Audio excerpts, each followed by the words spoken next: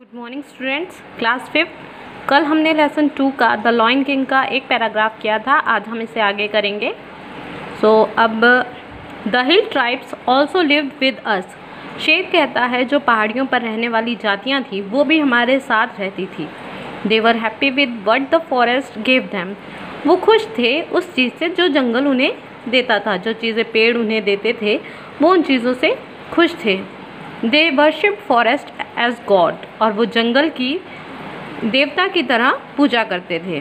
They enjoyed the touch of the earth, the smell of the air and the taste of the freshness. जब वो धरती को हाथ लगाते थे, धरती को टच करते थे तो उन्हें मज़ा आता था, आनंद आता था। The smell of the air, वो हवा की खुशबू उन्हें सुगंधित करती थी। और जो ताजगी का एहसास था, स्वाद था, वो उन्हें बहुत पसंद था। And most of all they love the forest and respected our freedom. और सबसे बड़ी बात कि वे जो हिल ट्राइब्स थी, पहाड़ी पर रहने वाली जातियाँ थी, वो जंगल से प्यार करते थे और वहाँ पर रहने वाले जानवरों की आज़ादी की वो रिस्पेक्ट करते थे, आदर करते थे। But now everything has changed. अब शेर कहता है कि अब सब कुछ बदल गया है। You the civilised people. Civilised people कौन? हम लोग, जो मनुष्य हैं, वो जो बड़ी बड़ी बिल्डिंग्स में रहते हैं। शेर हमसे कह रहा है कि तुम मेरे साम्राज्य में आए। I thought you visited my kingdom to enjoy its beauty. और मैंने ऐसा सोचा कि तुम मेरा साम्राज्य घूमने आए हो, इसकी सुंदरता का आनंद लेने आए हो। I was happy to have you as visitors as I was proud of my kingdom. और मैं खुश था, मुझे लगा तुम यहाँ घूमने आए हो और इस बात को लेके मैं बड़ा प्राउड, बहुत गर्व मुझे अपने साम्राज्य पर था। बट आई वॉज रॉन्ग, लेकिन मैं गलत था। You are greedy and unkind. तुम लालची और निर्दयी हो। You cut trees for your selfish wants. तुम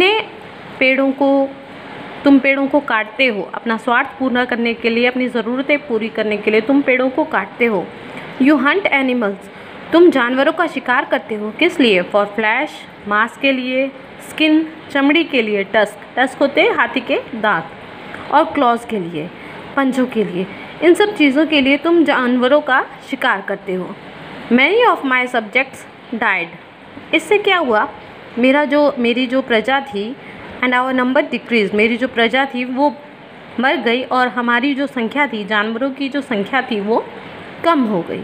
most of the trees were cut. अधिकतर पेड़ काट दिए गए। And the forest became bare. और जो जंगल था वो नंगा हो गया। बेयर माने बिल्कुल पेड़ से रहित। सारे पेड़ काट दिए गए तो वो कैसा हो गया? Hunters and smugglers among you attacked my kingdom. तुम्ही में से जो लोग शिकारी थे और स्मगलर थे, मेरे साम्राज्य में दोबारा उस पर आक्रमण करने के लिए आते रहे। यू आदर किल्ड और captured my animals and birds. तुमने या तो उन जानवरों को, उन पक्षियों को या तो मार दिया या फिर पकड़ लिया। You robbed our resources. तुमने हमारे संसाधनों को लूट लिया, उन पे डाका डाल लिया।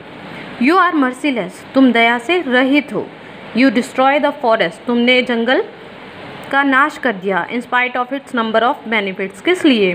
तुमने इनका लाभ उठाने के लिए जंगलों का नाश कर दिया। Even now I am the king. अब शेर कहता है कि अब भी मैं जंगल का राजा हूँ। But what has become of my kingdom. लेकिन मेरे साम्राज्य का अब क्या हाल हो गया है? And my subjects. और मेरे प्रजा कहाँ है? Why this sorry state of affairs. ये स्थिति क्यों है? ये अवस्था क्यों है? Aren't you responsible for that. क्या तुम इसके लिए जिम्मेदार नहीं हो? तुम माने मनुष्य, मानव, क्या तुम इसके लिए जिम्मेदार नहीं हो? Think well. ध्यान से सोचो। Please find a solution to this problem. और तुमने जो जंगल के जंगली जानवरों का शिकार किया, पक्षियों को पकड़ लिया, हमारे संसाधनों को लूट लिया, इस समस्या का कोई समाधान निकालो। तो इसमें मैसेज क्या था? इसमें मैसेज ये था कि मानव जो अपनी ज़रूरतों के लिए प्राकृतिक संसाधन, यानी कि जो प्रकृति ने जो संसाधन दिए हैं, पेड़, पहाड़, नदियाँ, झरने, जानवर, इनको विनाश से रोका जाए, इन्हें भी जीने का अवसर दिया जाए। सो आज हमने ये लेसन कंप्लीट कर लिया।